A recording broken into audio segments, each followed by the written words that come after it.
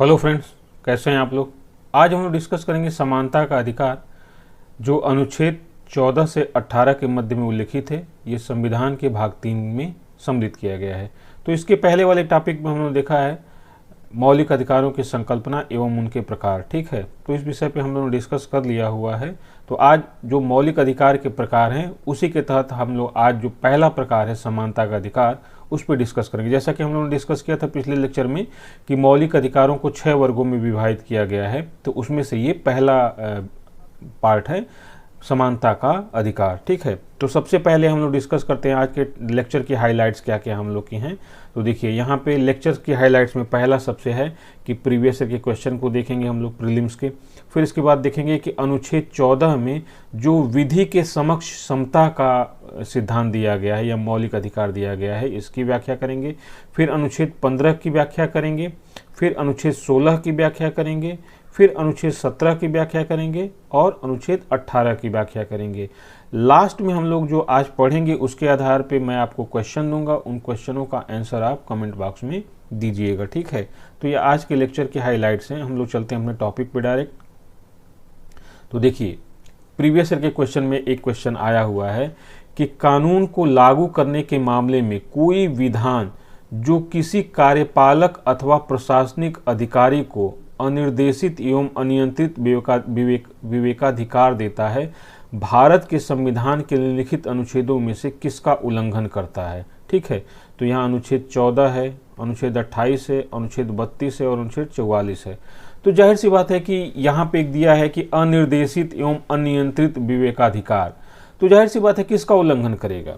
ये जो हम लोगों ने पढ़ा था समता के अधिकार का क्या करेगा, यह उल्लंघन करेगा। विधियों के समान संरक्षण का उल्लंघन करेगा, विधि के समक्ष समता का उल्लंघन करेगा। तो किसका उल्लंघन करेगा, अनुच्छेद 14 का उल्लंघन करेगा। फिर दूसरा प्रश्न है निम्नलिखित मूल अधिकारों के किस संवर्ग में अस्पृश्यता के रूप में किए गए विभेदन के विरुद्ध संरक्षण समाविष्ट है। तो देखिए शोषण के विरुद्ध नहीं है, स्वतंत्रता का अधिकार इसके अंतर्गत भी नहीं है। ठीक है, संवैधानिक उपचार का अधिकार इसके अंतर्गत भी नहीं है। तो ये किसके अंतर्गत है, समता का अधिकार, जो अनुच्छेद 17 में वर्णित है, अस्पृश्यता के खिलाफ मूल अधिकार है। तो देखिए यहाँ पे जो क्वेश्चन अभी देखा हम लोगों ने, इसका उद्देश्य ये नहीं था कि हम लोग इसको हल करें। इसका उद्देश्य था कि देखिए इस तरह के क्वेश्चन यूपीएससी में पूछे जाते हैं। ठीक है, तो हम लोग इसके हिसाब से अपनी तैयारी करेंगे। पहले तो ये देख लेंगे किस तरह के क्वेश्चन आते हैं। तो कोई ये सर्टेन नहीं है कि यही क्वेश्चन रहेगा या ऐसे ही मतलब टाइप्स बदल सकते हैं, बट हम लोग को डीपली स्टडी करनी है, बिल्कुल अध्ययन गहराई से करना है। और जो भी गहराई अध्ययन करेंगे हम लोग, उसके हर पक्ष को क्लियरली हम लोग को अंडरस्टैंड कर लेना है कि भाई देखो ये टॉपिक हैं, इस तरह के क्वेश्चन आते हैं, तो इन चीज़ों पे भी या इन फैक्ट्स पे भी हमको फोकस रखना है अपना या करना है। ठीक है, चलिए फिर हम लोग टॉपिक की शुरुआत करते हैं। तो देखिए सबसे पहले समानता का अधिकार, राइट टू इक्वालिटी की बात की गई है यहाँ पे, समानता का अधिकार। इसमें क्या है, अनुच्छेद 14 से लेकर 18 तक का वर्णन किया गया। मतलब समानता का अधिकार अनुच्छेद 14 से लेकर अनुच्छेद 18 के मध्य में प्रदान किया गया है। अब देखिए अनुच्छेद 14 क्या कहता है। अनुच्छेद 14 के अनुसार राज्य किसी भी व्यक्ति को भारतीय राज्य क्षेत्र में विधि के समक्ष समता व विधियों के समान संरक्षण से वंचित नहीं करेगा।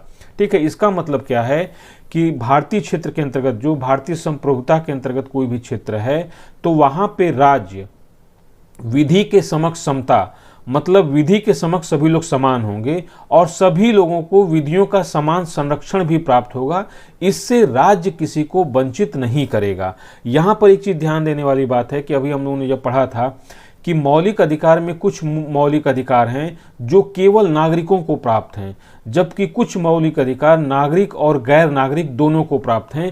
तो ये जो अनुच्छेद 14 के अंतर्गत मौलिक अधिकार है, ये प्रत्येक व्यक्ति को प्राप्त है, चाहे वो नागरिक हो या विदेशी यानी कि गैर नागरिक, ये सबको प्राप्त होता है। ठीक है, कहाँ पे, भारतीय राज्य क्षेत्र के अंतर्गत। ठीक है, अब ये नहीं कि भारत किसी अन्य देश में जाके अपनी विधि लागू कर ले, ऐसा नहीं है, जो भारतीय क्षेत्र है उसके अंतर्गत। ठीक है, फिर क्या है, विधि के समक्ष समता की अवधारणा।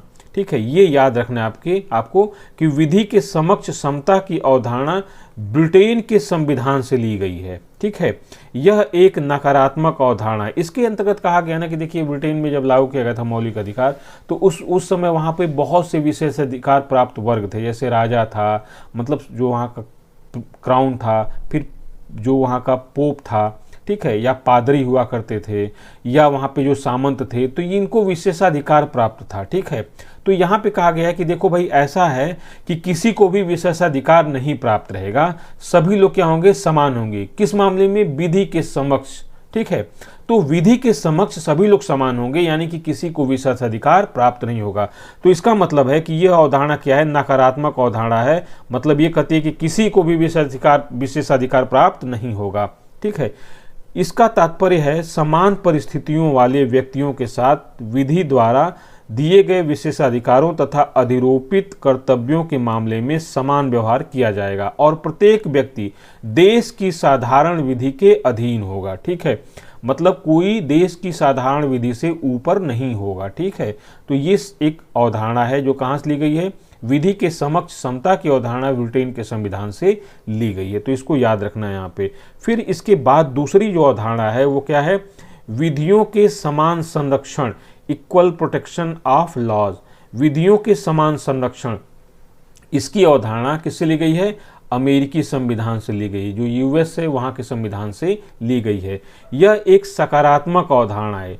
ठीक है, विधि के समक्ष समता क्या थी, एक नकारात्मक अवधारणा थी जो किसी वर्ग या व्यक्ति के विशेषाधिकारों को नकारती थी या उसको अस्वीकार करती थी और कहती थी कि सभी व्यक्ति क्या हैं, विधि के समक्ष समान हैं। ठीक है, लेकिन ये कहता है विधियों के समान संरक्षण की बात करता है, अर्थात इसका तात्पर्य है समान परिस्थितियों वाले व्यक्तियों को समान विधियों के अधीन रखना तथा उसे समान रूप से लागू करना। अतः राज्य जो भी कानून बनाएगा उसमें बिना किसी भेदभाव के सभी को समान संरक्षण देने का उपबंध होना चाहिए। मतलब ये कहता है भाई देखो, समान परिस्थितियों में जो व्यक्ति हैं उनके साथ समान व्यवहार होगा या उनके साथ समान व्यवहार मतलब विधि लागू होगा। ठीक है, और राज्य जो है कोई भी कानून बनाएगा तो बिना किसी भेदभाव के होगा वो। ठीक है, यानी कि किसी के साथ भेदभाव नहीं करेगा।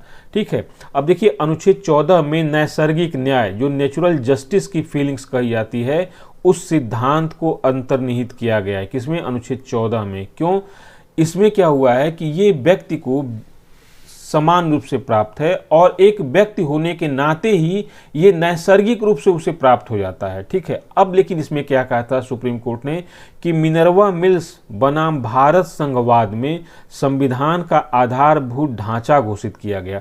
मतलब संविधान का आधारभूत ढांचा, जैसे सुप्रीम कोर्ट ने कहा था मिनर्वा, हालांकि केशवानंद भारती वाद में ही आ गया था संविधान के मूलभूत ढांचे का सिद्धांत, लेकिन मिनर्वा मिल्स में इसको और व्याख्यायित करते हुए सुप्रीम कोर्ट ने कहा कि अनुच्छेद 24 में जो 14 में अनुच्छेद 14 में जो दिया गया है, विधि के समक्ष समता और विधियों के समान संरक्षण का जो सिद्धांत है, यह नैसर्गिक न्याय के सिद्धांत पर आधारित है और यह क्या है, संविधान का आधारभूत ढांचा है। अतः संसद इसमें किसी भी प्रकार का परिवर्तन नहीं कर सकती है। ठीक है, फिर क्या है, अनुच्छेद 14 में वर्ग विभेद का निषेध किया गया है। ठीक है, किंतु वर्गीकरण की अनुमति देता है, अर्थात यदि एक वर्ग के व्यक्तियों में कोई विभेद नहीं किया गया है तो ऐसी विधि संवैधानिक होगी। ये कहता है ना कि देखिए वर्ग विभेद का निषेध करता है किंतु वर्गीकरण की अनुमति देता है। देखिए दो शब्द यहाँ पे कंफ्यूजन वाले आ गए। एक वर्ग विभेद का मतलब है कि देखिए एक ही वर्ग के व्यक्तियों के बीच में कोई विभेद नहीं किया जाएगा, किंतु व्यक्तियों का या ग्रुप का वर्गीकरण किया जा सकता है। ठीक है, अगर किसी के साथ एक ही वर्ग वाले व्यक्तियों के साथ विभेद किया जाएगा तो गैर कानूनी है, लेकिन अलग अलग वर्गों के व्यक्तियों के साथ अगर विभेद किया जाता है तो क्या है, सही माना जाएगा एक तीर्थ। ठीक है, ऐसी स्थिति संवैधानिक होगी, अर्थात एक वर्ग में विभेद मान्य नहीं है, एक वर्ग के भीतर विभेद मान्य नहीं है। कोई भी वर्गीकरण अयुक्तियुक्त और स्वेच्छाचारी यानी कि मनमाना नहीं होना चाहिए। ठीक है, कोई भी वर्गीकरण है तो क्या होना चाहिए, किसी न किसी पैरामीटर के आधार पर होना चाहिए, विधि के अधीन होना चाहिए।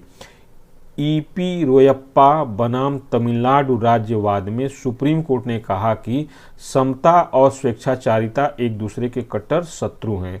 सुप्रीम कोर्ट ने 17 फरवरी 2020 को सचिव रक्षा मंत्रालय बनाम बबीता पुनिया एवं अन्य के मामले में महत्वपूर्ण निर्णय देते हुए कहा कि भारतीय सशस्त्र बलों से संबंधित महिलाओं को सेना में सेवा देने के लिए अस्थायी कमीशन दिया जाएगा। यह निर्णय अनुच्छेद 14 के तहत महिलाओं के मौलिक अधिकारों को सुरक्षा प्रदान करता है। महिलाओं को सेना में अस्थायी कमीशन नहीं दिया जाता था। उसके पीछे सोच क्या थी, जो मेल मेंटलिटी वाली सोसाइटी होती है उसमें महिलाओं को माना जाता है कि कुछ कार्य महिलाएं नहीं कर सकती, जैसे सेना में नहीं जा सकती या अस्थायी कमीशन नहीं प्राप्त कर सकती। तो इसी मामले में सुप्रीम कोर्ट ने 17 फरवरी 2020 को सचिव रक्षा मंत्रालय को आदेश दिया कि महिलाओं को भी सेना में अस्थायी कमीशन दिया जाए। क्यों? क्योंकि यह विधि के समक्ष समता सिद्धांत का क्या होता है, उल्लंघन होता है। इसी प्रकार सितंबर 2002 में अविवाहित महिलाओं को भी गर्भपात का अधिकार दिया गया। ये हुआ कि देखो भाई, जो विवाहित महिलाएं हैं वो तो गर्भपात करा सकती हैं, लेकिन जो अविवाहित महिलाएं हैं वो गर्भपात नहीं करा सकती हैं। तो कहीं ना कहीं यहाँ पे क्या हो गया, एक ही वर्ग के मध्य विभेद हो रहा है कि नहीं हो रहा है, एक ही मध्य के वर्ग विभेद हो रहा है कि नहीं हो रहा है। महिला तो महिला है, चाहे वो विवाहित हो चाहे अविवाहित हो, क्या है, वो महिला है।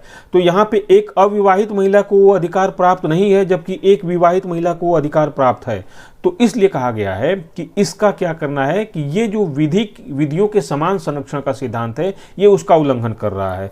अब देखिए इसमें क्या है कि कहा गया कि देखो, कोई भी महिला है, चाहे अविवाहित हो चाहे विवाहित हो, और जिनका गर्भधारण जो है 20 से 24 सप्ताह के बीच का है, तो उन्हें सुरक्षित गर्भपात की अनुमति दी गई है। अर्थात ये नहीं देखा जाएगा कि वो विवाहित हैं कि अविवाहित हैं। ठीक है, तो इस आधार पर जो विभेद हो रहा था एक ही महिला वर्ग के बीच में, एक अविवाहित और विवाहित, उसके मध्य जो विभेद हो रहा था, तो उसको सुप्रीम कोर्ट ने डिनाई करते हुए ये माना कि अविवाहित महिलाओं को भी क्या है, विवाहित महिलाओं की तरह से गर्भपात का अधिकार प्राप्त है। ठीक है, तो ये जो हमने कहा था कि वर्ग विभेद का निषेध है, तो वो यही इसी के अंतर्गत आ गया। ठीक है, चलिए फिर हम लोग देखते हैं समता के अधिकार के अपवाद क्या क्या हैं। ये तो सामान्य सा एक नियम है कि समता के अधिकार का अपवाद क्या क्या है। ठीक है, तो यहाँ देख लेते हैं। अब इसको देखिए, विधि के समक्ष समानता का अधिकार पूर्ण नहीं है तथा इसके कई अपवाद हैं। जैसे देखिए, राज्यपाल व राष्ट्रपति के बारे में कहा गया, राष्ट्रपति व राज्यपाल अपने कार्यकाल में किए गए किसी कार्य या लिए गए किसी निर्णय के प्रति न्यायालय में जवाबदेह नहीं होंगे। मतलब कहा गया कि भाई ठीक है, राष्ट्रपति व राज्यपाल अपने कार्यकाल में कोई भी निर्णय लेते हैं तो ये न्यायालय के प्रति जवाबदेह नहीं होंगे। ठीक है, तो ये क्या है, समता के अधिकार और विधियों के समान संरक्षण के अधिकार का क्या है, ये अपवाद है। फिर कहा गया है कि राष्ट्रपति या राज्यपाल के विरुद्ध उसकी पदावधि के दौरान किसी न्यायालय में किसी भी प्रकार की दंडिक कार्रवाई न तो प्रारंभ होगी और न ही चालू रखी जाएगी। ठीक है, कब, जब वो अपने कार्यकाल में है। ठीक है, मतलब अपने कार्यकाल में और जिस कार्य की अवधि में है। तो ये एक अपवाद हो गया। तीसरा क्या है कि राष्ट्रपति या राज्यपाल की पदावधि के दौरान उनकी गिरफ्तारी या कारावास के लिए न्यायालय से कोई प्रतिक्रिया प्रारंभ नहीं की जाएगी। ठीक है, कि जब तक वो कार्य हैं अपने पद पर हैं तब तक उस दौरान उनकी गिरफ्तारी या कारावास के लिए न्यायालय से कोई प्रतिक्रिया प्रारंभ नहीं की जा सकती। ठीक है, फिर चौथा क्या है, राष्ट्रपति या राज्यपाल पर उनके कार्यकाल के दौरान व्यक्तिगत सामर्थ्य के लिए किए गए किसी कार्य के लिए किसी भी न्यायालय में दीवानी का मुकदमा नहीं चलाया जा सकता। यदि इस प्रकार का कोई मुकदमा चलाया जाता है तो उन्हें इसकी सूचना देने को 2 माह के बाद ही इस प्रकार का कार्य किया जा सकता है। मतलब 2 महीने पहले सूचना दीजिए, इस प्रकार का जो दीवानी या मुकदमा चलाने का मामला है तो 2 महीने पहले सूचना दीजिए, फिर इसके बाद इस तरह के मुकदमा चला सकते हैं। तो इतना राष्ट्रपति एवं राज्यपाल को संरक्षण प्राप्त है अनुच्छेद 14 के अंतर्गत अपवाद के रूप में। फिर क्या है, देखिए जब हम लोग पढ़ेंगे संसद तो वहाँ पे देखेंगे कि संसद सदस्य और राज्य विधानमंडल के सदस्यों को बहुत से विशेषाधिकार प्राप्त हैं। ठीक है, तो उस कारण भी इनको इस मामले में अपवाद रखा गया है। तो यहाँ पर है संसद सदस्यों व विधानमंडल के सदस्यों को प्राप्त विशेषाधिकार। ठीक है, तो यहाँ पे हो गया। फिर है विदेशी संप्रभु, शासक, राजदूत एवं कूटनीतिक व्यक्ति दीवानी व फौजदारी मुकदमों से मुक्त होंगे। एक चीज़ जान लीजिए कि जैसे भारत है ना, तो भारत में जितने दूतावास हैं, जैसे प्रत्येक देश का तो नहीं लेकिन मोस्टली कंट्रीज़ का भारत में क्या है, एम्बेसी है। यूएस का है, ब्रिटेन का है। तो ये जो एम्बेसी है ना भारत में, जो दूतावास हैं विदेशों के भारत में दूतावास हैं, ये क्या है, भारत की संप्रभुता के अंतर्गत नहीं आते हैं। ये दूतावास जिस देश के हैं उसकी संप्रभुता के अंतर्गत आते हैं। उसी तरह से भारत के जो दूतावास विदेशों में स्थित हैं, जैसे यूएस में भारत का दूतावास है, ब्रिटेन में है, जर्मनी में है, ठीक है, यूएई में है, ऑस्ट्रेलिया में है, तो वो भी क्या है, भारत की संप्रभुता के अंतर्गत आते हैं। ठीक है, तो अगर मान लीजिए कि भारत का कोई ऑस्ट्रेलिया के दूतावास में कोई भारतीय व्यक्ति है तो वो भारत के संप्रभुता के अंतर्गत आएगा। ठीक है, तो ये देखिए, विदेशी संप्रभु जो शासक हैं, जो राजदूत हैं एवं कूटनीतिक व्यक्ति दीवानी एवं फौजदारी मुकदमों से मुक्त होंगे यहाँ पे। ठीक है, फिर क्या है, संयुक्त राष्ट्र संघ एवं इसकी एजेंसियों को भी कूटनीतिक मुक्ति प्राप्त है। जैसे संयुक्त राष्ट्र संघ के या इसकी एजेंसियों से संबंधित जो व्यक्ति हैं उनको क्या है, कूटनीतिक मुक्ति प्राप्त है। इनको ये भी क्या है, अपवाद हैं। ठीक है, तो ये हम लोगों ने देखा इसको। फिर इसके बाद हम लोग देखते हैं अनुच्छेद 15, जिसमें कहा गया है कि धर्म आदि के आधार पर विभेद का प्रतिषेध किया गया है। अनुच्छेद में क्या कहा गया है कि केवल, यहाँ पे एक शब्द है केवल, धर्म, मूलवंश, जाति, लिंग या जन्मस्थान अथवा इनमें से किसी आधार पर नागरिकों के मध्य राज्य विभेद नहीं करेगा। ये मूल अधिकार जो है ये सिर्फ नागरिकों को प्राप्त है। ठीक है, यहाँ पर विभेद वह केवल शब्द का उल्लेख किया गया है। देखिए यहाँ पे केवल आया है और इनमें से किसी आधार पर नागरिकों के मध्य विभेद यहाँ पे आया है, दो शब्द किया गया है। तो इन शब्दों का उल्लेख किया गया है। इसमें विभेद से तात्पर्य है कि व्यक्ति के साथ दूसरों की तुलना में प्रतिकूल व्यवहार करना। जैसे एक व्यक्ति के तुलना में दूसरे के साथ प्रतिकूल व्यवहार, तो मतलब भेद हो गया, विभेद हो गया। जैसे मान लीजिए किसी के साथ अच्छा सलूक किया जा रहा है, किसी के साथ बुरा सलूक किया जा रहा है, तो भेद हो गया कि नहीं होगा, विभेद हो गया। तो उसी को कहा गया है कि विभेद का तात्पर्य है किसी व्यक्ति के साथ दूसरे की तुलना में प्रतिकूल व्यवहार करना। जबकि केवल का अभिप्राय यह है कि विभेद मात्र धर्म, मूलवंश, जाति, लिंग या जन्म स्थान के आधार पर नहीं होगा, अन्य आधारों पर किया जा सकता है विभेद। ठीक है, कुछ अपवादी स्थितियां होती हैं जिसपे किसी ने अन्य आधार पर विभेद किया जा सकता है। ठीक है, तो ये है। अब देखिए यहाँ पे दिया गया अनुच्छेद 15(2) में क्या किया गया है, कोई भी नागरिक केवल धर्म, मूलवंश, जाति, लिंग, जन्मस्थान व इनमें से किसी आधार पर निम्नलिखित में प्रवेश या उसका उपयोग करने से वंचित नहीं होगा या प्रतिबंधित नहीं होगा। तो जैसे कोई भी व्यक्ति केवल धर्म, मूलवंश, जाति, लिंग, जन्म स्थान या इनमें से किसी आधार पर निम्नलिखित में प्रवेश या उसका उपयोग या उपभोग करने के लिए किसी शर्त या प्रतिबंध के अधीन नहीं होगा, मतलब उसे वंचित नहीं किया जाएगा। अच्छा, एक चीज़ सुने होंगे आप लोग कि अंग्रेजों के समय एक होता था कि Indians and dog are not allowed होता था ना, जैसे बोलते हैं लोग कि यहाँ पे भारतीय और कुत्ते अलाउ नहीं हैं।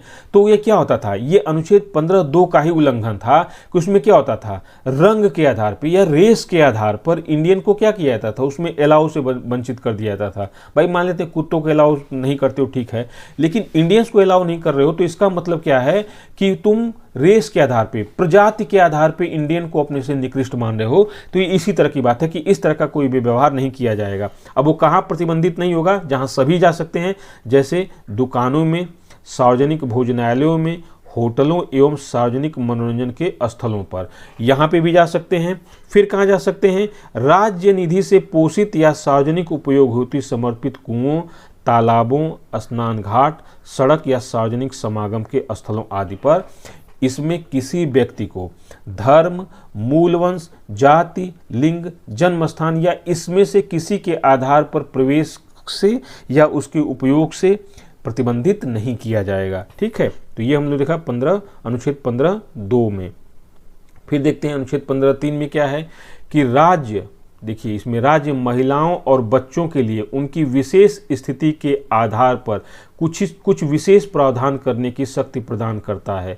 ठीक है, ये है कि राज्य महिलाओं और बच्चों के लिए उनकी विशेष स्थिति के आधार पर कुछ विशेष प्रावधान करने की शक्ति, मतलब जो महिलाओं को आरक्षण हो गया है, बच्चों को कुछ अन्य सुविधाएं होगी, राज्य इसके आधार पर दे सकता है। ठीक है, फिर क्या है अनुच्छेद 15(4), राज्य को किसी भी सामाजिक और शैक्षणिक रूप से पिछड़े वर्गों की उन्नति के लिए या अनुसूचित जाति व अनुसूचित जनजाति के लिए कोई विशेष प्रावधान करने से नहीं रोका जाएगा।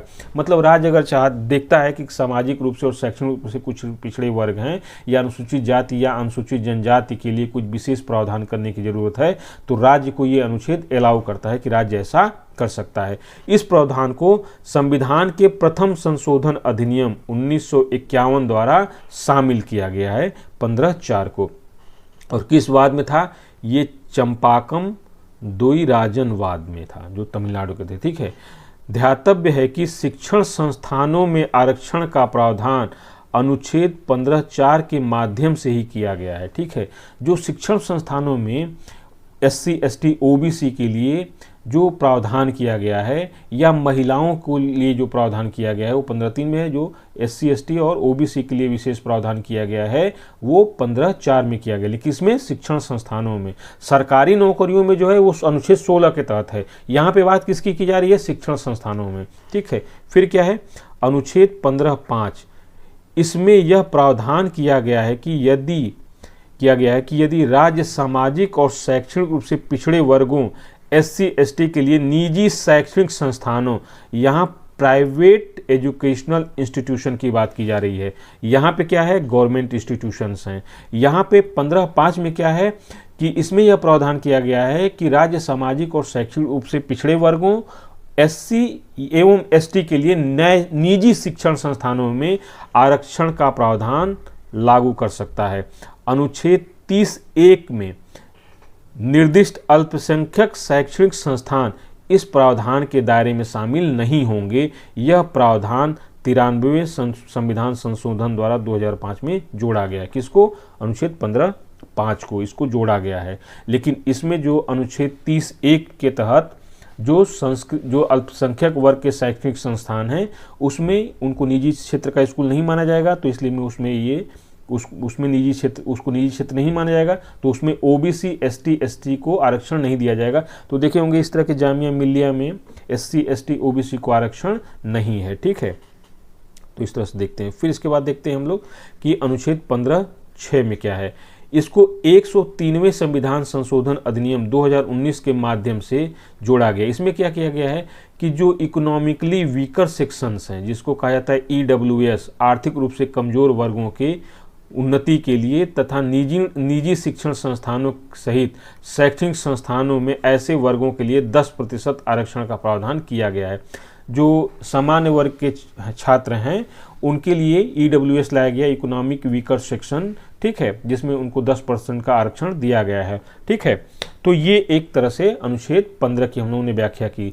देखिए, एक तो क्या था ना कि जो इंदिरा साहनी वाद था उसमें सुप्रीम कोर्ट ने जब OBC को आरक्षण दिया गया मंडल कमीशन के बाद, तो सुप्रीम कोर्ट में यह मामला गया। इंदिरा साहनी वाद बहुत फेमस वाद है, तो उसमें सुप्रीम कोर्ट ने यह निर्णय देते हुए कहा कि ठीक है, OBC को आरक्षण तो दिया जाएगा शैक्षणिक संस्थानों में और बाकी जो आपकी सरकारी नौकरियों में आरक्षण तो दिया जाएगा, लेकिन उसने शर्त लगा दी क्रीमी लेयर की, और दूसरी शर्त लगा दिया था उसने कि ये आरक्षण जो कुल सीटों का 50% से अधिक नहीं होना चाहिए।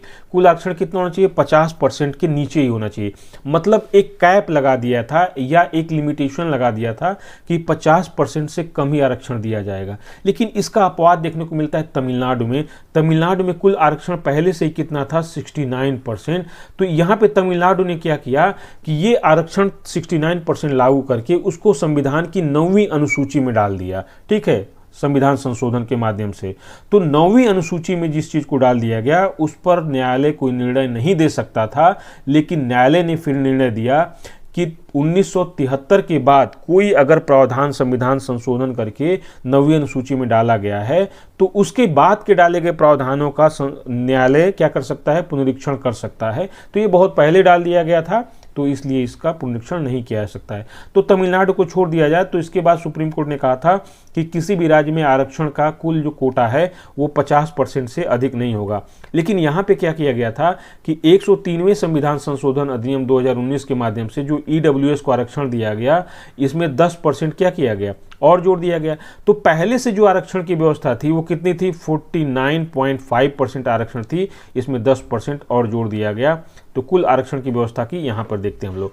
तो इस प्रकार अब कुल आरक्षण की स्थिति क्या है? तो देखिए 15% किसको मिला हुआ है? ये अनुसूचित जाति को मिला हुआ है, शेड्यूल कास्ट को मिला हुआ है। 7.5% आरक्षण किसको मिला हुआ है? ये केंद्रीय आरक्षण की बात मैं कर रहा हूँ। ठीक है, राज्यों में अलग अलग तरीके का है।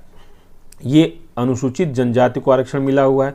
27% आरक्षण किसको मिला हुआ है? ये अन्य पिछड़ा वर्ग को मिला हुआ है। जबकि 10% जो आरक्षण है ये सामान्य वर्ग के जो आर्थिक रूप से कमजोर छात्र हैं उनको मिला हुआ है। ठीक है, तो कुल आरक्षण की दायरा कितना हो गया 59.5%। तो जो सुप्रीम कोर्ट का पहले का डिसीजन था, ठीक है, उसका यहाँ पे क्या हुआ है, वायोलेशन हुआ है, लेकिन सुप्रीम कोर्ट ने बाद में इसको एक्सेप्ट किया और निर्णय दिया कि ये मतलब वाजिब है, ये गैर संवैधानिक नहीं है। तो इस तरह से SC, ST, OBC और EWS को मिला के इस समय आरक्षण का कुल दायरा कितना है 59.5%। शैक्षणिक संस्थानों में अन्य पिछड़े वर्गों के लिए आरक्षण का प्रावधान कैसे किया गया है, तो देखिए 93वें संविधान संशोधन के माध्यम से केंद्रीय शैक्षणिक संस्थान में प्रवेश में आरक्षण देने का प्रावधान कब किया गया है, 2006 में, ठीक है, जिससे OBC के छात्रों को सभी उच्च शैक्षणिक संस्थानों में 27% आरक्षण प्राप्त हो जाएगा। जैसे IIT है या IIM है, इसमें क्या हो जाएगा, OBC के छात्रों को प्रवेश में आरक्षण मिलेगा, प्रवेश में आरक्षण मिलेगा। यहाँ पे याद रखिएगा, पूरे शैक्षणिक समय में आरक्षण नहीं है। जैसे बहुत से लोग बोल देते हैं कि आरक्षण से डॉक्टर बन गए, आरक्षण से इंजीनियर बन गए, वहाँ पे सिर्फ प्रवेश में आरक्षण दिया गया है, ठीक है। जो एंट्रेंस एग्जाम है उसमें सिर्फ आरक्षण दिया गया है, ना कि बाकी पढ़ाई के समय और पास करने के समय एग्जामिनेशन में किसी प्रकार का आरक्षण नहीं है। तो यहाँ पे एक चीज़ को ध्यान रखना हमको, ठीक है। फिर देखते हैं, अब यहाँ पर आ गया अवसर की समानता, जिसको बोलते हैं इक्वलिटी ऑफ अपॉर्चुनिटी। ये अनुच्छेद 16 में वर्णित है। देखिए अनुच्छेद 16 में क्या है, लोक नियोजन में अवसर की समानता का प्रावधान है, ठीक है। अनुच्छेद 16 क्या कहता है, राज्य के अधीन किसी पद पर नियोजन अथवा नियुक्ति के संबंध में सभी नागरिकों को समान अवसर प्राप्त होंगे।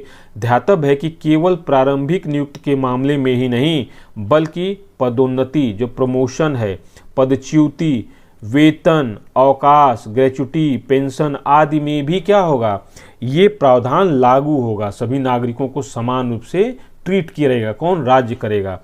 यह अनुच्छेद 15 में भी, यह अनुच्छेद 15 से भी व्यापक है, क्योंकि यह अन्य दो आधारों जिसमें उद्भव व निवास के आधार पर भी विभेद का निषेध करता है। जैसे यहाँ पे क्या है ना कि 15 में डोमिसाइल लगा सकते हैं, इस तरह कर सकते हैं, तो ये उसका भी क्या करता है, मतलब निषेध करता है उद्भव का। देखिए अनुच्छेद 16(2) में क्या कहा गया है, राज्य के अधीन किसी पद पर नियोजन अथवा नियुक्ति के संबंध में केवल धर्म, मूलवंश, जाति, लिंग, जन्म स्थान, उद्भव व निवास के आधार पर नागरिकों के मध्य कोई भेदभाव नहीं किया जाएगा, ठीक है। तो इसमें ये पूरा किया गया है कि उद्भव और निवास भी शामिल है। पहले के जो अनुच्छेद 15 में धर्म, मूलवंश, जाति, लिंग, जन्म स्थान था, उसके साथ उद्भव और निवास भी शामिल किया गया है, अर्थात इसके आधार पर नागरिकों के मध्य भेदभाव नहीं किया जाएगा, ठीक है। लेकिन अपवाद हर जगह है, तो इसका भी अपवाद है। अनुच्छेद 16(3) में इसका अपवाद है। यह अनुच्छेद 16(2) का अपवाद है, क्योंकि यह संसद को यह शक्ति प्रदान करता है कि वह विधि के द्वारा किसी राज्य की कुछ सरकारी सेवाओं में नियुक्ति के लिए उस राज्य में निवास की आर्ता लागू कर सकता है। जैसे डोमिसाइल नहीं सुनते हैं कि यहाँ पे डोमिसाइल है कि इतनी सीटें इस यहाँ के राज्य के लोगों के लिए रिजर्व हैं क्योंकि राज्य पिछड़ा हुआ है, या इस तरह के देखते हैं ना। या हो सकता है किसी क्षेत्र विशेष में कहा जाता है, जैसे जनजाति क्षेत्र है तो यहाँ पे यहीं के लोग नौकरी पा सकते हैं, दूसरी जगह के लोग नौकरी नहीं पा सकते। वो विशेष परिस्थितियों में राज्य लागू कर सकता है, ठीक है, डोमिसाइल की जो पॉलिसी है। फिर अनुच्छेद 16(4) में क्या है, यह अनुच्छेद 16(1) और अनुच्छेद 16(2) का अपवाद है, क्योंकि इसमें यह प्रावधान किया गया है कि इस अनुच्छेद की कोई बात राज्य को पिछड़े वर्ग के किसी नागरिक के पक्ष में जिसका प्रतिनिधित्व राज्य की राय में राज्य के अधीन सेवाओं में पर्याप्त नहीं है। मतलब राज्य की राय है कि पिछड़े वर्ग के जो व्यक्ति हैं उनका प्रतिनिधि राज्य की सेवा में पर्याप्त नहीं है, तो उनके लिए आरक्षण का प्रावधान कर सकती है। तो देखिए इसी में 16(4) के तहत ही OBC को और SC ST को क्या दिया गया है, आरक्षण दिया गया है, ठीक है। तो यहाँ पे याद रखना है। लेकिन यहाँ पर क्या है कि OBC का जो आरक्षण दिया जा रहा था, जो मंडल आयोग का मामला था, तो ये चला गया सुप्रीम कोर्ट में। तो सुप्रीम कोर्ट में 9 जजों की बेंच बैठी थी, ठीक है। ये वाद क्या था, इंदिरा साहनी वाद। तो सुप्रीम कोर्ट में 9 जजों की बेंच बैठी थी, जिसमें मुख्य न्यायाधीश कौन थे, HM कानिया थे, मुख्य न्यायाधीश थे। इनकी अध्यक्षता में 9 जजों की खंडपीठ बैठी थी। तो इसने 6-3 के मतलब 6 जज पक्ष में थे उसमें OBC के आरक्षण के, और 3 जज खिलाफ रहे थे। तो इसमें 6-3 के बहुमत से निर्णय देते हुए OBC के लिए 27% आरक्षण को तो इन्होंने वैध माना। लेकिन कहा क्रीमी लेयर का मतलब है कि उन्होंने कहा कि जो OBC में संपन्न लोग हैं, ठीक है। और संपन्न की कैटेगरी क्या है, उसके लिए भी है कि भाई माँ बाप फर्स्ट ए ग्रेड की नौकरी करते हो, इतना सब हो, ये सब संपत्ति, ये सब माना गया कि क्रीमी लेयर, इनको क्या किया गया कि आरक्षण के दायरे से बाहर कर दिया गया। कहा कि भाई देखो जो क्रीमी लेयर है, क्रीमी लेयर तो इसको हिंदी में मलाई लिखता है, मलाई परत, आप क्रीमी लेयरिंग देवनागरी में भी लिख देंगे तो कोई इशू नहीं है। क्रीमी लेयर की सेहत शर्त को वैध माना कि मतलब भाई देखो ये जो ओबीसी के वर्ग के लोग हैं, अगर इनमें से जो संपन्न हैं या इस तरह की सरकारी सेवाओं में इनके माता पिता हैं तो उनके बच्चों को किसी प्रकार का आरक्षण नहीं मिलेगा। किंतु न्यायालय के अनुसार, अब यहाँ पे देखिए न्यायालय ने कहा था कि प्रोन्नति में मतलब प्रमोशन में आरक्षण नहीं होगा, मतलब आरक्षण यहाँ पर क्या कहा था, अवैध होगा, तथा कुल आरक्षण 50% से अधिक नहीं होगा, जिसकी अभी हम लोगों ने चर्चा पीछे की हुई है। तो यहाँ पे सुप्रीम कोर्ट ने कहा कि पदोन्नति में, मतलब प्रोन्नति जिसको कहते हैं या प्रमोशन कहते हैं, इसमें आरक्षण नहीं दिया जाएगा। लेकिन इसको बदला गया, फिर आगे कब बदला गया तो उसको देखते हैं। तो देखिए अनुच्छेद 16(4)A लाया गया संशोधन करके, कब लाया गया था, 1995 में। तो इसके माध्यम से राज्य को यह शक्ति प्रदान की गई कि यदि राज्य की राय में SC ST मतलब शेड्यूल कास्ट और शेड्यूल ट्राइब का पर्याप्त प्रतिनिधित्व नहीं है तो प्रमोशन में आरक्षण की व्यवस्था की जा सकती है। यह प्रावधान इंदिरा साहनी वाद के प्रभाव, जिसमें प्रोन्नति में या प्रमोशन में आरक्षण को उसने वैध नहीं माना था, उसको समाप्त करने के लिए या उसको ओवररूल्ड करने के लिए लाया गया था। 77वें संविधान संशोधन अधिनियम 1995 में जोड़ा गया था। तो ये क्या है, अनुच्छेद 16(4)A हो गया। फिर इसके बाद देखते हैं अनुच्छेद 16(4)B क्या है। यह प्रावधान 81वें संविधान संशोधन अधिनियम 2000 द्वारा संविधान में जोड़ा गया। इसके द्वारा सेवाओं के आरक्षण में अग्रनयन, जो बैकलॉग की सीट होती है ना, उसका कहा गया। उसमें सीधे सीधे मैं बता रहा हूँ कि जैसे मान लिया गया कि यहाँ पर 100 सीट निकली है, 100 सीट निकली है तो इसमें 50% सीटें क्या होंगी, रिजर्व होंगी। किसके लिए होंगी, 27% ओबीसी के लिए होगी, 15% किसके लिए होगी, बाकी जो होंगे SC और ST के लिए होंगी। तो मान लेते हैं 50% सीटें रिजर्व हैं, लेकिन यहाँ पर कुल सीटें हम 90 ही सीट भर पाई, जिसमें से जो 50 जनरल की थी ये भर पाई, लेकिन ओबीसी की 27 की जगह 17 सीट ही भर पाई। तो ओबीसी का 10% सीट क्या हो गया, खाली रह गई। तो ये कहा गया कि ये जो ओबीसी की 10% सीट खाली हो गई है, ये अगले साल बैकलॉग के रूप में निकाली जाएगी। तो ये आरक्षित स्थानों का एक अलग वर्ग बन जाएगा, ओबीसी का 10%, ठीक है, या 10 सीटें होंगी। इसको जनरल नहीं करेगा, यही कहा गया इसमें, ठीक है। तो इसमें क्या है, इसके द्वारा सेवाओं के आरक्षण में अग्रनयन के नियम को मान्यता प्रदान किया गया। इसमें यह प्रावधान किया गया कि यदि किसी वर्ष आरक्षित स्थानों में से कुछ स्थान भरे नहीं जा सके हों तो ऐसे बकाया आरक्षित स्थानों को एक अलग वर्ग माना जाएगा, तो उसे आगे के वर्षों में एक अलग श्रेणी के रूप में भरा जा सकता है और इसे 50% आरक्षण की अधिकतम सीमा का उल्लंघन नहीं माना जाएगा। जैसे मान लेते हैं कि अगले साल फिर 200 सीट आ गई, अगले साल 200 सीट आई मान लीजिए, तो नियमतः क्या होगा कि इसका 50% क्या होगा, आरक्षण होगा। अब तो मान लीजिए ईडब्ल्यूएस आ गया है तो उसकी बात नहीं करें, लेकिन सामान्य से समझाने के लिए बात कर रहे हैं कि जो ईडब्ल्यूएस की पहले कहानी है। तो मान लेते हैं यहाँ पे 100 सीटें आरक्षित हो गई ओबीसी ST SC के लिए, तो यहाँ पे ओबीसी के लिए कितना आरक्षण हो गया, अब 100 में 27% है, तो यहाँ 200 में कितना हो जाएगा, सीधे सीधे 54 सीटें क्या होगी, ओबीसी के लिए आरक्षण होगी 200 में, तो इसमें 10 और जोड़ दिया जाएगा, ठीक है। तो कुल ओबीसी के लिए कितना आरक्षण सीटें होंगी, 64। तो 10 कहाँ से हैं, जो पिछले साल की ओबीसी वाली बकाई थी, भर नहीं पाई थी, बकाया था, तो उसको इसमें जोड़ दिया जाएगा। तो इसको ये नहीं माना जाएगा कि ये 50% सीमा का उल्लंघन कर रहा है, यही सुप्रीम कोर्ट ने कहा था इसको, ठीक है। या संविधान संशोधन, सुप्रीम कोर्ट नहीं, संविधान संशोधन के माध्यम से इसको लाया गया था, ठीक है। अब क्या है, अनुच्छेद 16(5) में क्या है, यह धर्म के आधार पर विभेद करने के लिए राज्य को अनुमति देता है। इसमें यह कहा गया कि देखिए बहुत सी ऐसी सेवाएं होती हैं जिसमें किसी धर्म विशेष के लोगों की आवश्यकता होती है, जैसे सेना में पुजारी होते हैं या किसी जगह पे जो मौलवी की नियुक्ति होती है, तो उसमें यह कहा गया कि भाई मान लीजिए कि सेना में अगर पुजारी की नियुक्ति करनी है तो वो ब्राह्मणों को ही नियुक्त कर सकता है जो राज्य है। तो इस तरह से कहा गया है कि इस आधार पर अगर राज्य किसी विशेष सेवा के लिए किसी धर्म विशेष के व्यक्ति को या संप्रदाय विशेष के लोग को ही भर्ती करता है, तो ये नहीं माना जाएगा कि इसमें धर्म के आधार पर राज्य विभेद कर रहा है, क्योंकि माना गया है कि वो धार्मिक कार्य वही व्यक्ति कर सकता है, ठीक है। तो यह धर्म के आधार पर विभेद की राज्य को अनुमति प्रदान करता है। इसमें यह प्रावधान किया गया है कि राज्य द्वारा निर्मित कोई ऐसी विधि जो किसी धार्मिक या सांप्रदायिक संस्था के किसी पदाधिकारी या सदस्य के रूप में किसी विशिष्ट धर्म या संप्रदाय के लोगों को ही नियुक्त किए जाने का प्रावधान करती है। मतलब वही कहा कि सेना में जैसे पुजारी है या मौलवी है, इनकी नियुक्ति करती है राज्य, तो उसको ये नहीं माना जाएगा कि नहीं भाई ये धर्म के आधार पर भी भेद कर रहा है, ठीक है, यही कहा गया है। फिर अनुच्छेद 16(6) में कहा गया है, वही है जो EWS के माध्यम से 103वें संविधान संशोधन अधिनियम 2019 के माध्यम से इसे जोड़ा गया, जिसमें यह प्रावधान किया गया कि राज्य आर्थिक रूप से कमजोर वर्गों के लिए 10% आरक्षण प्रदान कर सकता है। तो जो 15 में हम लोगों ने देखा था वो क्या था, वो शैक्षणिक संस्थानों में था, जबकि 16 में जो 16(6) है ये क्या है, ये सरकारी सेवाओं में है, ठीक है, नौकरियों में आरक्षण EWS का प्रावधान करता है। तो यहाँ पे हम लोगों ने देख लिया। फिर इसके बाद हम लोग देखते हैं अनुच्छेद 17 में कहा गया है अस्पृश्यता का अंत, एबोलिशन ऑफ अनटचेबिलिटी। इसमें देखिए ये क्या है ना कि इसमें किसी व्यक्ति को माना जाता है कि ये अछूत है, इसको छूना क्या है, मतलब बुरा है, तो इस आधार पे भारत में बहुत विभेद किया जाता है।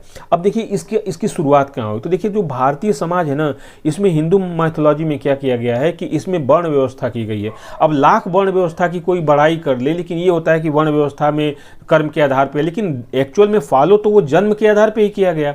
तो वर्ण व्यवस्था धीरे धीरे जैसे भी उत्पन्न हुई हो, लेकिन साथ में जाते जाते समय के साथ साथ ये बहुत कठोर होती गई, और ये क्या हो गई कि ये जन्म से बंध गई कि कोई व्यक्ति 4 वर्णों में से जिस वर्ण में पैदा हुआ है ये उसी वर्ण में माना जाएगा। तो उसमें क्या हुआ कि जो सबसे ऊपर का वर्ण था ये ब्राह्मणों का वर्ण था, दूसरा क्षत्रियों का वर्ण था, तीसरा वैश्यों का वर्ण था, और चौथा किसका था, शूद्रों का वर्ण था। तो माना गया कि इसमें तो कौन हो गया, ब्राह्मण हो गए, इसमें क्षत्रिय हो गए और इसमें वैश्य हो गए, बाकी जो बचा इनके अतिरिक्त तो कहाँ चले गए, वो शूद्र हो गए। तो माना गया कि जो शूद्र हैं ये क्या होंगे, बाकी तीनों वर्णों की सेवाएं करेंगे। अब ये जो शूद्र थे इसमें भी इनका 2 कैटेगरी सब डिवाइड कर दिया गया। इनमें जो एक कैटेगरी थी इनको अछूत मान लिया गया। अछूत मानने का मतलब है कि इनको छूना भी वर्जित कर दिया गया, और इस तरह के जो बनाए गए, अब इसका आप जानते हैं अपने समाज में किन किन लोगों को अछूत मानता है भारतीय समाज, हिंदू समाज, ठीक है। तो ये एक बहुत ज़्यादा जो कहा जाता है कि वर्ण व्यवस्था की सबसे विकृत व्यवस्था है। जो वर्ण व्यवस्था धीरे धीरे क्या हो गई, जातियों को बढ़ावा देने लगी, जातियां भी क्या हो गई, बहुत कठोर हो गई, और जातिवाद का सबसे निकृष्ट और सबसे जो घटिया प्रैक्टिस है, या कहा जाए कि सबसे वर्स्ट प्रैक्टिस है, वो क्या है, अनटचेबिलिटी है, जिसमें एक व्यक्ति को दूसरा व्यक्ति छू नहीं सकता है। क्यों? क्योंकि उसकी जाति इसको अलाउ नहीं करती है, और जात को इसको कहां से पैदा हुई है, वर्ण व्यवस्था से। तो कहीं ना कहीं इसको एक तरह से लोग धर्म से जोड़ दिए कि धर्म ऐसा कहता है। अब धर्म कहता है कि नहीं कहता है, बहुत समझदार हैं, बहुत अच्छे तरीके से जानते हैं, जो इसमें इसको फॉलो करते हैं वो भी जानते हैं, और जो इसके शिकार होते हैं वो भी जानते हैं, ठीक है, कि धर्म ऐसा कहता है कि नहीं कहता है, आपको बहुत अच्छे से मालूम है, ठीक है। तो यही है कि अनुच्छेद 17 में यह कहा गया है कि इस प्रकार का कोई भी व्यक्ति अगर आचरण करते हुए पाया जाएगा तो उसके माना जाएगा कि अगर दूसरे के साथ कोई काम इस तरह से करे, जैसे मैं ही किसी को कहूँ कि तुम अछूत हो, अगर मैं ऐसा शब्द यूज करता हूँ और किसी के साथ ऐसा बिहेव करता हूँ, तो वो व्यक्ति तुरंत मौलिक अधिकारों के हनन का दावा कर सकता है। तो यहाँ पर ये देखिए जो अनुच्छेद 17 है, जैसे हम लोग देखा ना कि अभी तक राज्य को दिया गया, अनुच्छेद 14 राज्य के विरुद्ध व्यक्ति को दिया गया है, अनुच्छेद 15 राज्य के विरुद्ध व्यक्ति को दिया गया है, अनुच्छेद 16 राज्य के विरुद्ध व्यक्ति को दिया गया, उसमें कहा गया कि राज्य ऐसा नहीं करेगा। लेकिन यहां पर 17 जो अनुच्छेद है जिसमें कहा गया अस्पृश्यता का अंत, ये राज्य भी व्यक्ति के साथ अस्पृश्यता कर सकता है और व्यक्ति भी कर सकता है। तो सोच लीजिए कि अनुच्छेद 17 राज्य के विरुद्ध भी व्यक्ति को प्राप्त है और व्यक्ति के विरुद्ध भी व्यक्ति को प्राप्त है। जैसे हो सकता है कि राज्य, एक मान लीजिए कोई सनकी राज्य की गवर्नमेंट आके कह दे कि इस पद के लिए फलाना लोग योग्य नहीं है, जात के आधार पर इस पद के लिए लोग योग्य नहीं है, या इस तरह से कर दे, या कोई व्यक्ति इस तरह से व्यवहार कर दे, तो ये व्यक्ति के खिलाफ भी प्राप्त है और राज्य के खिलाफ भी प्राप्त है। तो इसमें क्या किया गया अनुच्छेद 17 में, यह समता के अधिकार का एक विशिष्ट उदाहरण है, ठीक है, क्योंकि यह अस्पृश्यता को समाप्त करने की व्यवस्था और किसी रूप में इसका आचरण निषिद्ध करता है। अब सोचिए, जो आप भले जो आप कहते हो कि इस तरह की भावनाएं नहीं हैं, लेकिन आप जानते हैं कि हमारे समाज में अस्पृश्यता किस हद तक फैली हुई है और कहाँ से आती है, ये जाति मानसिकता या जाति कुंठा से उत्पन्न होती है, ठीक है। तो ये इस तरह के आचरण को निषिद्ध करता है तथा इससे उपजी किसी निर्योग्यता को लागू करना अपराध घोषित करता है ये, ठीक है, कि इस तरह से कोई भी व्यक्ति निर्योग्यता को लागू करता है तो अपराध होगा। जैसे हमारे यहाँ जो वाल्मीकि समाज के लोग हैं, ठीक है, उनको बड़े हे दृष्टि से समाज में देखा जाता है। तो ये क्या है, अस्पृश्यता का ही एक तरह से उदाहरण है, ठीक है। लेकिन देखिए, अब ये अस्पृश्यता का तो अंत किया गया है, लेकिन ये इसके लिए कानून बनाने का अधिकार किसको दिया गया, राज्य को। और किस अनुच्छेद के तहत, 35 के तहत। तो ठीक है, ये अस्पृश्यता का मौलिक अधिकार तो दिया गया, लेकिन इसको लागू कराने के लिए कोई अधिनियम कौन बनाएगा? संसद बनाएगा। तो इस विषय में देखिए अनुच्छेद 35 क्या कहता है? संसद को अस्पृश्यता के संबंध में विधि बनाने की शक्ति प्रदान करता है, जिससे संसद ने 1955 में अस्पृश्यता अपराध अधिनियम पारित किया तथा 1976 में इसमें संशोधन करते हुए इसका नाम सिविल अधिकार संरक्षण अधिनियम 1955 कर दिया। तो याद रखिएगा कि अस्पृश्यता का अंत अपने आप से नहीं हो गया, इसके लिए संसद द्वारा कानून बनाया गया। कब बनाया गया था? 1955 में, और जिसका संशोधन 1976 में करते हुए सिविल अधिकार संरक्षण अधिनियम 1955 कर दिया गया। ध्यातव्य है कि अनुच्छेद 17 द्वारा प्रदत्त मूल अधिकार केवल राज्य के विरुद्ध ही नहीं वरन प्राइवेट व्यक्तियों के विरुद्ध भी उपलब्ध है। ठीक है, तो ये अनुच्छेद 17 की बात हम लोगों ने कर ली। अब हम लोग बात करते हैं अनुच्छेद 18 में, जिसमें उपाधियों का अंत, एबोलिशन ऑफ टाइटल्स की बात की गई है। अनुच्छेद 18 क्या है? इसके तहत राज्य को उपाधियां प्रदान करने, नागरिकों एवं अनागरिकों को उपाधियां ग्रहण करने से रोकता है। ठीक है, जैसे पहले अंग्रेजों के ज़माने में क्या होता था, नाइट हुड की उपाधि दी जाती थी, सर की उपाधि दी जाती थी, तो भारत में इस तरह की कोई उपाधि नहीं दी जाएगी। क्यों? क्योंकि इस तरह की उपाधि देना व्यक्तियों के बीच में क्या है? विभेद है, जो समता के अधिकार का क्या है? उल्लंघन है। तो यहाँ पे अनुच्छेद 18(1) इसके अनुसार राज्य सेना तथा विद्या संबंधी सम्मान के अतिरिक्त कोई अन्य उपाधि नहीं देगा। जैसे सेना में नहीं होता है वीर चक्र, परम वीर चक्र, ठीक है, या इस तरह से विद्या संबंधी जो उपाधि सम्मान है, ठीक है, इस तरह की उपाधि के अतिरिक्त कोई अन्य उपाधि नहीं प्रदान करेगा। अनुच्छेद 18(2) के अनुसार कोई भारतीय नागरिक किसी विदेशी राज्य से कोई उपाधि नहीं ग्रहण करेगा। ठीक है, यह भी प्रावधान किया गया है कि कोई भारतीय नागरिक किसी विदेशी राज्य से कोई उपाधि ग्रहण नहीं करेगा।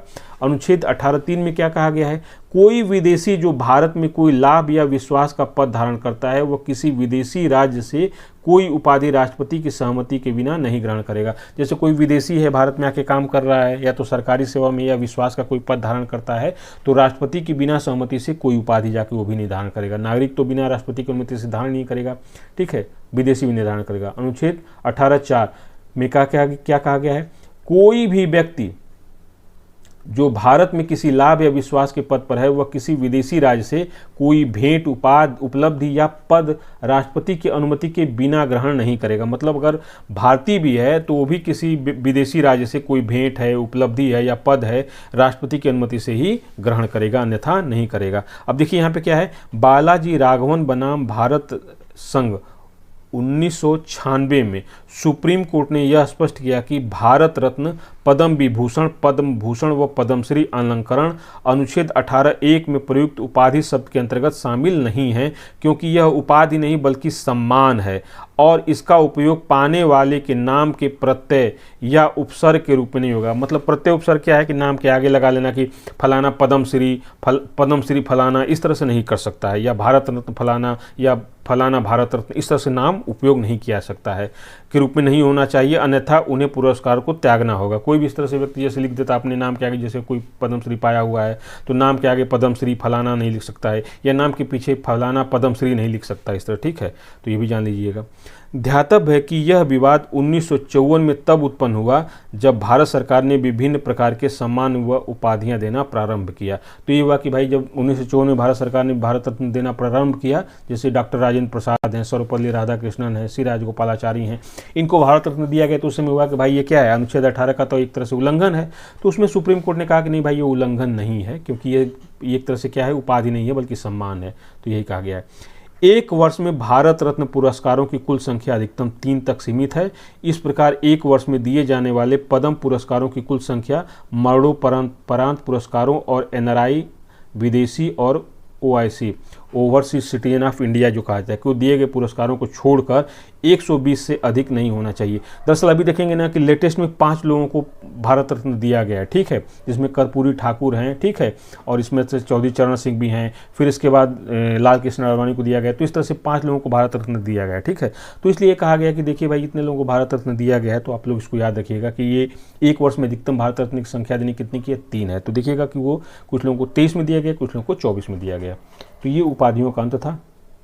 अब हम लोग का जो इसमें टॉपिक है वो ये है अध्ययन आधारित प्रश्न, जो हम लोगों ने अध्ययन किया उसके आधार पर कौन कौन से प्रश्न है। तो पहला प्रश्न है, भारत में मौलिक अधिकारों का संबंध निम्नलिखित कथनों पर विचार कीजिए। मौलिक अधिकारों के संबंध में निम्नलिखित कथनों के यहाँ पे के संबंध में निम्नलिखित कथनों पर विचार कीजिए। पहला है, इनका उल्लेख संविधान के भाग 3 में किया गया है। दूसरा है, ये वाद योग्य हैं। तीसरा है, इनके द्वारा सामाजिक, आर्थिक तथा राजनीतिक न्याय सुनिश्चित होता है। और चौथा है, यह संयुक्त राज्य अमेरिका के अधिकारों के बिल की भांति है। अब इसमें से चुनिएगा कौन सा आंसर सही है। फिर दूसरा क्वेश्चन क्या है, अनुच्छेद 12 में के अनुसार निम्नलिखित में से किसे राज्य के अंतर्गत शामिल नहीं किया गया, मतलब किसे राज्य नहीं माना गया है। इसमें विश्वविद्यालय हैं, भारत पेट्रोलियम निगम है, ओएनजीसी है जिसे आयरलैंड नेचुरल गैस कॉरपोरेशन है, फिर बीसीसीआई है, board of control for cricket in India. इसमें से कौन किसको राज्य के अंतर्गत नहीं शामिल किया गया, तो इसका आंसर आप कमेंट बॉक्स में दीजिएगा, ठीक है। तो ये हम लोग का आज का टॉपिक है। फिर अगला जो टॉपिक होगा वो होगा स्वतंत्रता का मौलिक अधिकार। तो फिर मिलते हैं नेक्स्ट टॉपिक के साथ। Thank you.